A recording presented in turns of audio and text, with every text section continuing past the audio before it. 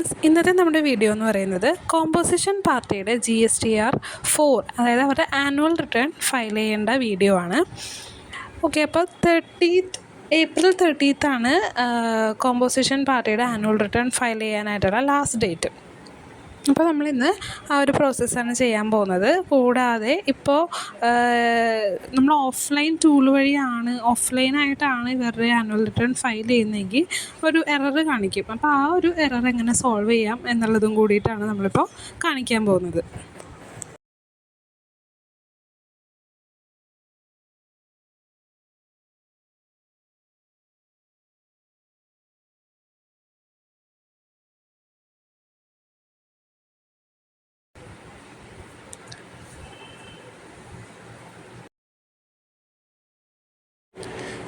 Then സർവീസസിൽ റിട്ടേൺസിൽ annual return എന്ന് പറയുന്ന option എടുക്കുക. ഇപ്പോൾ നമ്മൾ ചെയ്യാൻ പോകുന്നത് 23-24 ആനുവൽ റിട്ടേൺ ആണ്. സെർച്ച് കൊടുക്കുക. എന്നിട്ട് നമ്മൾ പ്രിപ്പയർ ഓൺലൈൻ എന്ന് പറയുന്ന ഓപ്ഷൻ സെലക്ട് ചെയ്യുക. ഇവിടെ നമ്മൾ പ്രീവിയസ് ഫിനാൻഷ്യൽ ഇയറിലെ അഗ്രിഗേറ്റ് ടേൺ ഓവർ നമ്മളിവിടെ കൊടുക്കണം.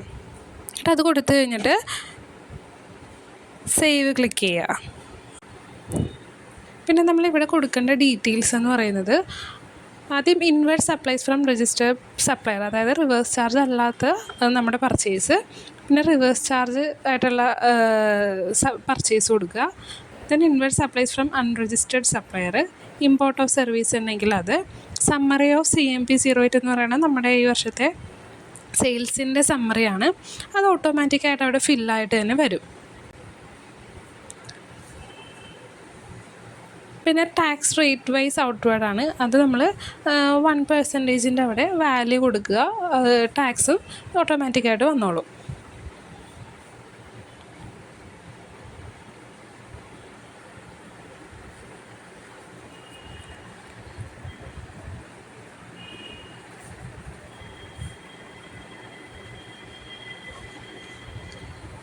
പിന്നെ TDS ഓ TCS ആ ഡീറ്റെയിൽ ഉണ്ടെങ്കിൽ നമ്മൾ അതും കൊടുക്കുക.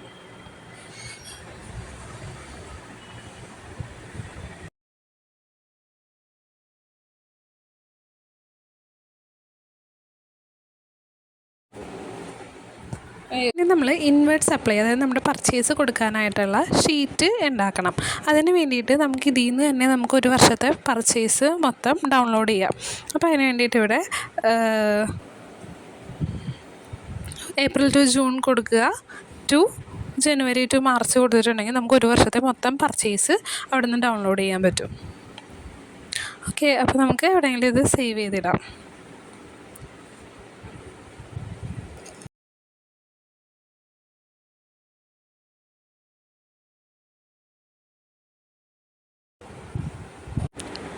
ഇതാണിപ്പോൾ നമ്മൾ അതിൽ നിന്ന് ഡൗൺലോഡ് ചെയ്ത പർച്ചേസസ്.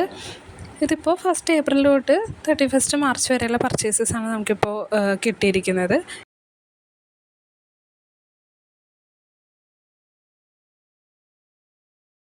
നമുക്ക് പാർട്ടി വൈസ്, ടാക്സ് വൈസ് ആയിട്ടുള്ള ഡേറ്റയാണ് നമുക്ക് ആ ഒരു ഷീറ്റിൽ അപ്ലോഡ് ചെയ്യാനായിട്ട് വേണ്ടത്. അപ്പോൾ നമുക്കിതിൽ വേണ്ടാത്ത കാര്യങ്ങൾ മാത്രം ഒന്ന് കട്ട് ചെയ്തെടുക്കാം.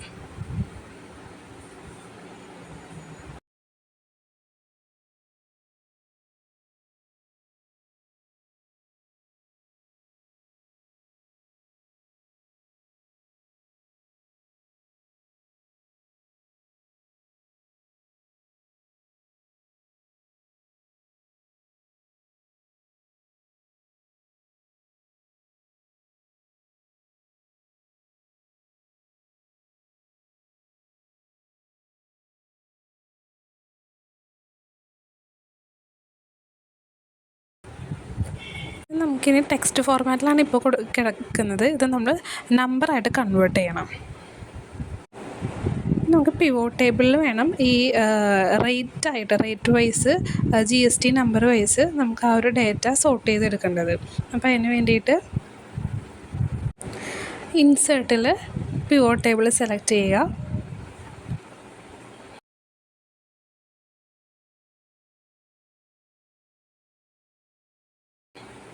അതിൽ നിന്ന് നമുക്ക് വേണ്ടത് ഇവിടെ GST നമ്പർ വേണം, റേറ്റ് വേണം,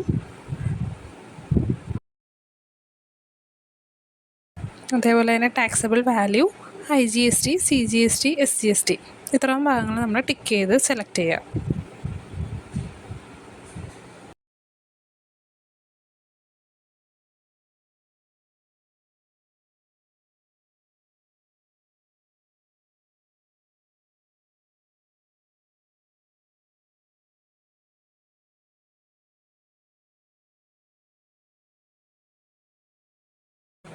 ഒരു ടാക്സ് വൈസ് ആയിട്ടുള്ള ഡീറ്റെയിൽ ആണ് വേണ്ടത്. അപ്പോൾ അതിനുവേണ്ടി ഡിസൈൻ എന്ന് പറയുന്ന ഓപ്ഷൻ ഉണ്ട്. അവിടെ അത് നമുക്കിവിടെ സബ് ടോട്ടൽ വേണ്ട, അത് നമുക്ക് do not show sub total എന്നുള്ളത് കൊടുക്കുക. അപ്പോൾ സബ് ടോട്ടൽ പോകും. ദെൻ റിപ്പോർട്ട് ലേ ഔട്ടിൽ വന്നിട്ട് ഷോ ഇൻ ടാബുലാർ ഫോം ഉണ്ട്. ഷോ ഇൻ ടാബുലാർ ഫോം കൊടുത്തിട്ടുണ്ടെങ്കിൽ നമുക്ക് ആ റേറ്റ് വൈസ് നമുക്ക് ഈ ഒരു തരത്തിൽ ഡാറ്റ കിട്ടും. അപ്പോൾ ഈ ഒരു ഫോർമാറ്റിലാണ് നമുക്ക് ആ ഒരു എക്സൽ ഷീറ്റിലോട്ട് അപ്ലോഡ് ചെയ്യാൻ പറ്റുള്ളൂ. ഇനി ഇവിടെ ബാക്കിയുള്ള ബ്ലാങ്കായി കിടക്കുന്ന GST റോയിലോട്ട് ഈ ഡീറ്റെയിൽ വരാൻ വേണ്ടിയിട്ട് റിപ്പോർട്ട് ലേ ഔട്ടിൽ റിപ്പീറ്റ് ഓൾ ഐറ്റം ലേബൽ എന്നുള്ളത് കൊടുത്തിട്ടുണ്ടെങ്കിൽ ബാക്കിയും കൂടി അവിടെ ഫില്ലായിട്ട് വരും. ഡേറ്റ നമുക്ക് വേറൊരു ഷീറ്റിലോട്ട് കോപ്പി പേസ്റ്റ് ചെയ്തിടാം. കാരണം ആ ഒരു ഫോർമാറ്റിൽ നമുക്ക് അവിടെ നിന്ന് കോപ്പി ചെയ്യാൻ പറ്റത്തില്ല. അപ്പോൾ ഒരു ഫ്രഷ് ആയിട്ടുള്ളൊരു ഷീറ്റിൽ ഇതേപോലെ കോപ്പി പേസ്റ്റ് ചെയ്ത് കൊണ്ടുവന്നിടുക.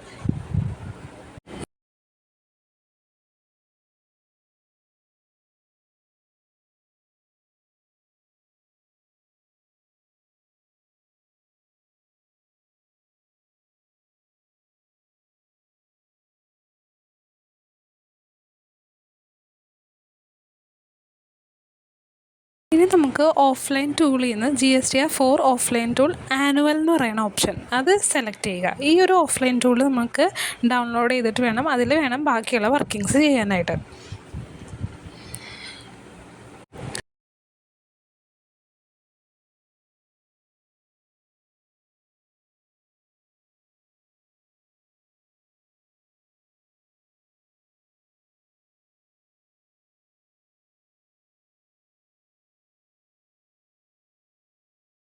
ഓക്കെ, അപ്പോൾ ഡൗൺലോഡ് ചെയ്ത് വന്നിട്ടുണ്ട്. നമുക്കതിനി എക്സ്ട്രാക്റ്റ് ചെയ്യാം.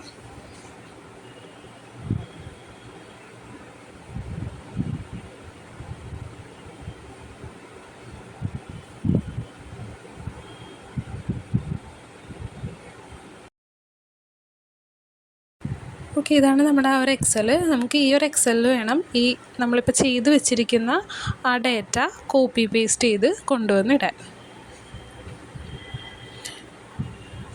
ഇവിടെ നമ്മൾ ഓപ്പൺ ചെയ്ത് വരുമ്പോഴേക്കും ഇനേബിൾ എഡിറ്റിംഗ് ഉണ്ട്. ആ ഇനേബിൾ എഡിറ്റിംഗ് നമ്മൾ കൊടുക്കുക. ഇവിടെ ഇനേബിൾ കണ്ടൻറ് ഉണ്ട്, പക്ഷേ അത് നമ്മൾ ഇപ്പോൾ കൊടുക്കരുത്. ഇനേബിൾ കണ്ടൻറ് ഇപ്പോൾ കൊടുത്തിട്ടുണ്ടെങ്കിൽ നമുക്കിവിടെ കോപ്പി പേസ്റ്റ് ചെയ്ത് ഇടാൻ പറ്റില്ല. അത് നമ്മളിപ്പോൾ ലാസ്റ്റ് എല്ലാം കോപ്പി പേസ്റ്റ് ചെയ്ത് കഴിഞ്ഞിട്ടാണ് ഈ ഇനേബിൾ കണ്ടൻറ് അവിടെ കൊടുക്കുന്നത്.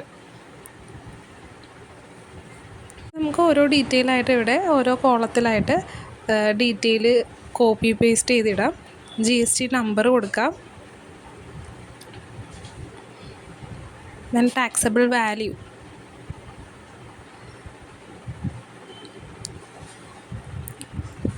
അങ്ങനെ ടാക്സ് റേറ്റ്, അങ്ങനെ ഓരോന്നും നമുക്ക് ഈ ഒരു ഷീറ്റിൽ നിന്ന് കോപ്പി പേസ്റ്റ് ചെയ്ത് ആ ഒരു ഷീറ്റിലോട്ട് ഇടാം.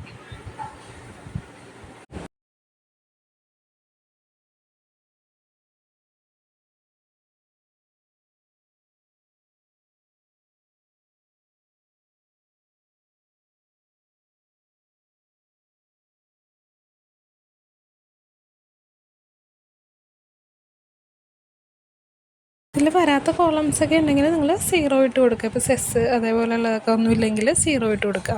ദെൻ പ്ലേസ് ഓഫ് സപ്ലൈ, ഇപ്പോൾ ഇൻഡർസ്റ്റേറ്റ് ആണോ ഇൻട്രാസ്റ്റേറ്റ് ആണോ എന്ന് നോക്കിയിട്ട് നിങ്ങൾ സ്റ്റേറ്റ് ഇട്ട് കൊടുക്കുക.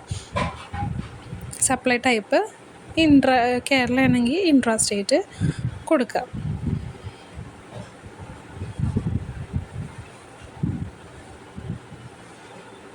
ഇവിടെ ആക്ഷൻ എന്നുള്ളടത്ത് ആഡ് കൊടുത്തിട്ട് ബാക്കിയുള്ള റോസിലും കൂടി കോപ്പി ചെയ്തിടുക.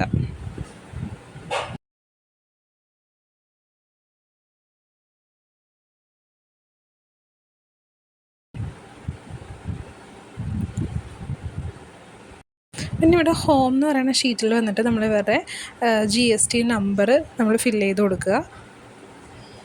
ഫിനാൻഷ്യൽ ഇയർ ഈ ഡ്രോപ്പ് ഡൗൺ ലിസ്റ്റിൽ നിന്ന് 23-24 ആണ് ഇപ്പോൾ നമ്മൾ ചെയ്യുന്നത്, അത് സെലക്ട് ചെയ്ത് കൊടുക്കുക.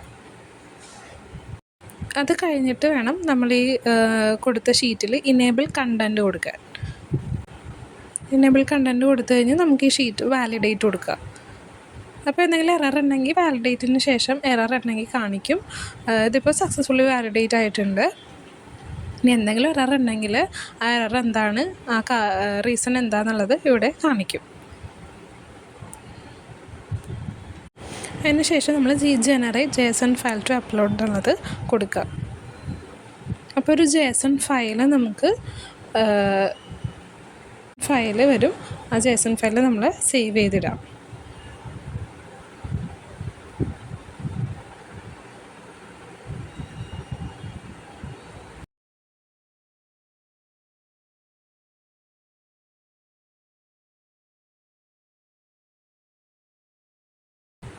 ഇപ്പോൾ ഈ JSON ഫയൽ നമുക്ക് ഇതേപോലെ തന്നെ നമ്മുടെ GST സൈറ്റിൽ നമുക്ക് അപ്ലോഡ് ചെയ്യാൻ പറ്റില്ല.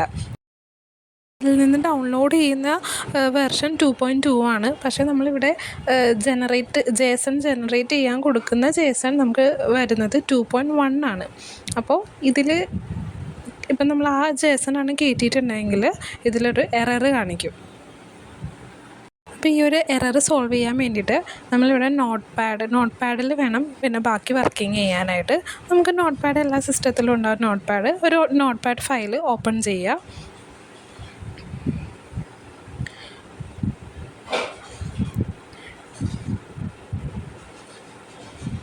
ഇതിൽ ഫയലിൽ പോയിട്ട് ഒരു ഫയലിൽ ഓപ്പൺ കൊടുത്തിട്ട് നമ്മൾ എവിടെയാണോ നമ്മൾ സേവ് ചെയ്തിട്ടേക്കണം ആ JSON ഫയൽ നമ്മൾ അതിൽ നിന്ന് ഡൗൺലോഡ് ചെയ്ത JSON ഫയൽ സേവ് ചെയ്തിട്ടേക്കണം JSON ഫയൽ ഇവിടെ ഓൾ ഫയൽസ് കൊടുത്താലേ ആ JSON ഫയൽ നമുക്കവിടെ കാണാൻ പറ്റും. JSON ഫയൽ ഓപ്പൺ ചെയ്യാം.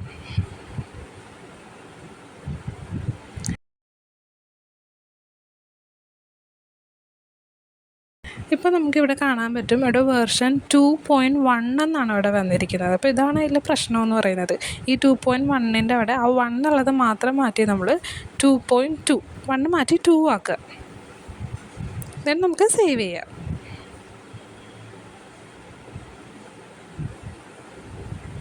ഓക്കെ, ഇപ്പോൾ ആ ഒരു വെർഷൻ 2.2 ആയിട്ടുണ്ട്. ഇനി ഈ ഒരു ഫയൽ വേണം നമ്മളവിടെ GST സൈറ്റിൽ പോയിട്ട് അപ്ലോഡ് ചെയ്ത് കൊടുക്കാൻ.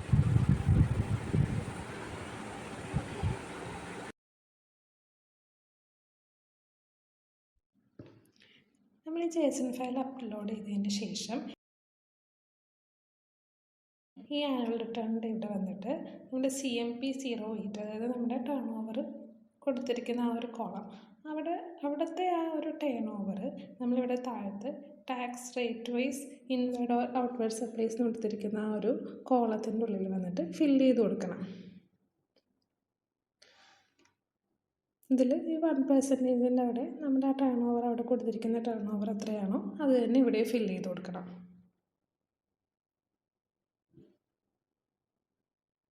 എന്നിട്ട് സേവ് കൊടുക്കുക.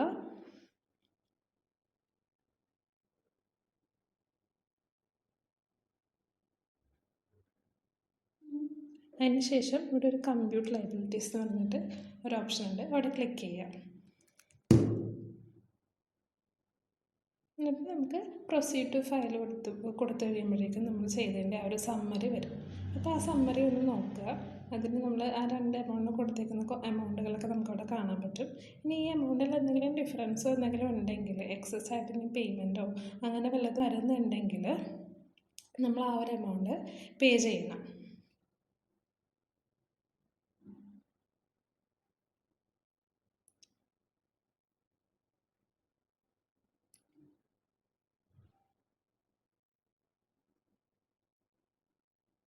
അപ്പോൾ ഇവിടെ നമുക്ക് ആ എമൗണ്ട് നമുക്ക് ചലാൻ ക്രിയേറ്റ് ചെയ്ത് നമുക്ക് ഇവിടെ നിന്ന് തന്നെ പേ ചെയ്തിട്ട് നേരെ അത് പിന്നെ OTP കൊടുത്ത് ആനുവൽ റിട്ടേൺ ഫയൽ ചെയ്യാവുന്നതാണ്.